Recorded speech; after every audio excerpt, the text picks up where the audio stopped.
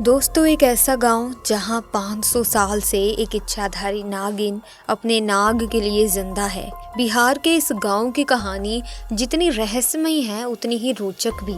यहाँ के लोग मानते हैं कि ये इच्छाधारी नागिन अपने नाग की सुरक्षा के लिए आज भी गांव में घूमती है। सुनने में तो फिल्मी लगता है, पर गांव वालों का यकीन पक्का है। लोग बताते हैं कि इस नागिन को कई बार देखा भी गया है और उसकी मौजूदगी गांव के लोगों के लिए किसी आशीर्वाद से कम नहीं है। ऐसी कहानी सुनकर दिल में ज़रूर उत्सुकता तो जागती है ना? तो आइए इस रहस्यमय इच्छाधारी नागिन की दास्तां को और गहराई से जानने की कोशिश करते हैं। लेकिन उससे पहले अगर आप भी भगवान भोलेनाथ के भक्त हैं तो कमेंट सेक्शन में पूरी सच्ची श्रद्धा से ज़रूर लिखें हर हर महादेव, और वीडियो को लाइक और शेयर ज़रूर कर दीजिएगा। दोस्तों, एक सच्ची घटना जो कि बिहार के राजगीर के एक गाँव में घटित हुई, जो कि जंगल के बिल्कुल करीब बसा हुआ है। इसी गांव में बबलू और अभिजीत नाम के दो व्यक्ति रहते थे। दोनों के बीच काफ़ी अच्छी दोस्ती थी और दिन के समय दोनों ही बकरियों को चराने के लिए जंगल में जाया करते थे। इस जंगल में एक इच्छाधारी नागिन अपने नाग के साथ रहा करती थी और अपनी नागमणि की रखवाली किया करती थी। एक बार बबलू की एक बकरी घने जंगल में चली गई तो बबलू ने अभिजीत से कहा कि तुम आज मेरी बाकी बकरियों को लेकर घर वापस चले जाओ, मैं अपनी इस बकरी को जंगल के अंदर से ढूंढकर वापस आता हूँ, जो शायद जंगल में थोड़ा अंदर चली गई है। उधर नागिन भी अपना भेष बदलकर तथा मनुष्य रूप धारण कर नाग को नागमणि की रक्षा के लिए छोड़ गांव के भ्रमण के लिए निकली हुई थी। जब बबलू अपनी बकरी को ढूंढते हुए उस जंगल में पहुंचा तो पेड़ के नीचे बने बिल में से उसे तेज रोशनी दिखाई दी। उसे लगा कि ये कोई कीमती हीरा या फिर आभूषण उसके नीचे छुपा हुआ है, तो उसने उसी पेड़ की टहनी को तोड़ा और एक बड़ा सा डंडा बना लिया और उस बिल को जोर जोर से मारकर तोड़ने लगा। उस बिल को तोड़ते समय बबलू बहुत तेजी से डंडे से वार कर रहा था, जिसमें से दो चोट नाग के बिल के अंदर मौजूद नाग पर लग गई और नाग ने इस समय अपना दम तोड़ दिया। जब बबलू ने मरे हुए नाग को देखा और उसके पास तेज चमकती हुई मणि को देखा तो वो समझ गया कि वो चमकती हुई चीज और कुछ नहीं बल्कि नागमणि है। उसने पहले नाग को डंडे से हिलाकर देखा और ये सुनिश्चित किया कि नाग मर गया है या फिर जिंदा है। फिर उसने जब इस बात को पक्का कर लिया कि नाग मर गया है तो उसने अपनी जेब से रुमाल निकालकर उसके अंदर उस नागमणि को रख लिया और भागता हुआ तेजी से घर को निकल गया। और ये भी भूल गया कि वो जंगल में अपनी बकरी को ढूंढने आया था और वो बकरी अभी भी जंगल में ही रह गई थी। इधर जब नागिन वापस अपने बिल की तरफ लौटी तो जैसे ही उसने नागमणि गायब पाई और अपने नाग को मरा हुआ देखा तो वो गुस्से से आग बबूला हो गई। उसने अपनी शक्ति से नाग की आंखों में देख लिया कि उसके नाग का कातिल कौन है। बबलू ने अब एक बहुत बड़ी गलती कर दी थी। उसने नाग के मरे हुए शरीर को वहीं जंगल में छोड़ दिया था। अगर वो नाग के शरीर को उसी समय जला देता तो शायद नागिन को उसके बारे में कभी भी पता ही नहीं चलता। उधर बबलू बहुत खुश था क्योंकि उसे दुनिया की सबसे शक्तिशाली चीज मिल चुकी थी, यानी नागमणि मिल चुकी थी। बबलू जब घर पहुंचा तो उसने सबसे पहले नागमणि अपने हाथ में पकड़ी और इच्छा जाहिर की कि जो बकरी जंगल में खो गई है वो मुझे वापस मिल जाए।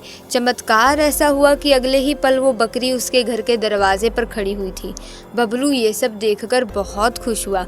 उसने नागमणि की मदद से अपने घर को भी बदल लिया और गांव का सबसे अमीर इंसान बन गया, बस नागमणि की वजह से। उधर नागिन अपने नाग की मौत का बदला लेना चाहती थी, लेकिन वो मजबूर थी क्योंकि बबलू के पास उसकी नागमणि थी और जब तक वो नागमणि उसके पास है वो बबलू को नुकसान नहीं पहुंचा सकती थी। दोस्तों, कहते हैं कि इच्छाधारी नागिन बगैर नागमणि के कोई भी रूप धारण कर सकती है। अपनी शक्ति का फायदा उठाकर नागिन ने एक सुंदर कन्या का रूप धारण किया और बबलू किसी काम से दूसरे गांव जा रहा था तो उसके बीच रास्ते में बैठ गई और रोने लगी। जब बबलू ने देखा कि एक बहुत ही सुंदर स्त्री रो रही है तो वो तुरंत बैलगाड़ी से नीचे उतरा और उस कन्या से पूछने लगा कि आप रो क्यों रही हो। लड़की के भेष में उतरी उस नागिन ने कहा कि मेरा नाम ऐश्वर्या है और मैं अपने पति के साथ दूसरे गांव में रहती हूँ, परंतु कल वो एक कन्या के साथ शादी करके आ गया और मुझे धक्के मार के घर से बाहर निकाल दिया। मैं बेसहारा हूँ, लाचार हूँ। बबलू को उस स्त्री पर तरस आ गया और उसकी सुंदरता से बबलू बहुत ज्यादा मोहित भी हुआ और उसे अपने घर ले गया। धीरे धीरे नागिन और बबलू के बीच में दोस्ती शुरू हो गई और ये दोस्ती इतनी गहरी होती चली गई कि बबलू को पता ही नहीं चला कि कब वो उस स्त्री के प्यार में फंस चुका था। एक दिन बबलू और ऐश्वर्या यानी कि वो नागिन दोनों घूमने के लिए गए और एक जगह एकांत पाकर ऐश्वर्या ने बबलू से पूछा, तुम्हारे गले में ये चमकती हुई चीज़ क्या है? तो बबलू ने बोला, अरे कुछ नहीं, एक साधारण सा आभूषण है, मुझे बहुत अच्छा लगता है इसीलिए मैं इसे गले में पहनता हूँ। दोस्तों, ये वही आभूषण था जिसे आप और हम नागमणि के नाम से जानते हैं। जब ऐश्वर्या बोली कि क्या तुम मुझे ये आभूषण कुछ समय के लिए दे सकते हो, क्योंकि मुझे इसकी चमक बहुत भाती है, मैं इसे पहनकर देखना चाहती हूँ कि आखिर ये मेरे गले में कैसा लगता है। इस पर बबलू चिल्लाते हुए बोला, नहीं, मैं तुम्हें ये नहीं दे सकता, इसके बदले तुम कुछ और मांग लो, मैं तुम्हें दे दूंगा। इस पर ऐश्वर्या एकदम से गुस्सा होकर बोली, बबलू तुम तो कहते थे कि तुम मुझसे बहुत प्यार करते हो, अपनी जान से भी ज़्यादा प्यार करते हो, परंतु मैंने तुम्हारे गले का ये छोटा सा आभूषण क्या मांग लिया?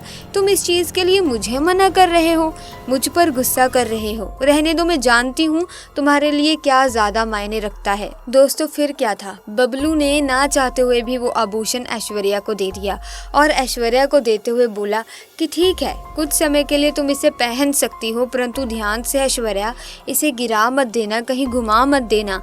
ऐश्वर्या के हाथ में जैसे ही वो नागमणि आई, ऐश्वर्या का तो रूप एकदम से बदलने लगा। केवल एक पल में ही वो एक सुंदर स्त्री से एक भयानक नागिन के रूप में परिवर्तित हो गई। उसका चेहरा बिल्कुल नाग सा हो गया। उसने कई बार बबलू को डसा और डस डस कर उसे मार दिया। नागिन का बदला पूरा हो चुका था, उसका इंतकाम पूरा हो चुका था, उसने अपने नाग का बदला ले लिया था। तब से ये नागिन इसी गांव में अपने नाग के लिए 500 सालों से आज भी जिंदा है। इसके बाद से वहाँ कुछ ऐसी घटनाएं भी सुनने में आई हैं जिसे सुनकर हर कोई हैरत में है। वहाँ के स्थानीय लोगों का कहना है कि उन्होंने एक नागिन को महादेव की पूजा करते हुए देखा है और इसके बाद अचानक वो नागिन कहाँ गायब हो जाती है, किसी को नहीं मालूम। जब इस बारे में गांव के मंदिर के पुजारी जी से बात की गई तो मंदिर के पुजारी का कहना है कि अपने नाग की मौत के बाद से ही नागिन भयंकर रूप धारण करके अपने नाग को ढूंढ रही है और जिस तरह से पिछले 5 सालों से महादेव की पूजा करती थी, आज भी वही करती आ रही है। नागिन इस मंदिर में आती है और भगवान शिव से अपनी प्रार्थना कर बिना किसी को नुकसान पहुंचाए चली जाती है। आज भी लोग कहते हैं कि तकरीबन 500 साल से नागिन इस मंदिर में रह रही है। तो दोस्तों, याद रखें, कभी भी एक नागिन के नाग को मत मारें, इससे बहुत बुरा परिणाम हो सकता है। आपको ये घटना कैसी लगी हमें कमेंट सेक्शन में ज़रूर बताना। भगवान भोले के भक्त इस वीडियो को लाइक ज़रूर करें, शेयर करें, कमेंट सेक्शन में हर हर महादेव ज़रूर लिखें और साथ ही ये संकल्प लें कि आगे से आप कभी भी किसी सांप को मारने की कोशिश नहीं करेंगे, किसी भी लालच में सांप को नुकसान नहीं पहुंचाएंगे, क्योंकि दोस्तों आपकी एक छोटी सी गलती आपके लिए बहुत बड़ा सबक बन सकती है। तो ऐसे में कभी भी सांप को ना मारें, कभी भी नाग नागिन को परेशान ना करें, वरना अंजाम बहुत घातक हो सकता है। इसी तरह की और वीडियोस देखने के लिए आप हमारे चैनल को सब्सक्राइब करके बेल आइकन को प्रेस करें ताकि इसी तरह की और वीडियोस की अपडेट आपको मिलती रहे। धन्यवाद।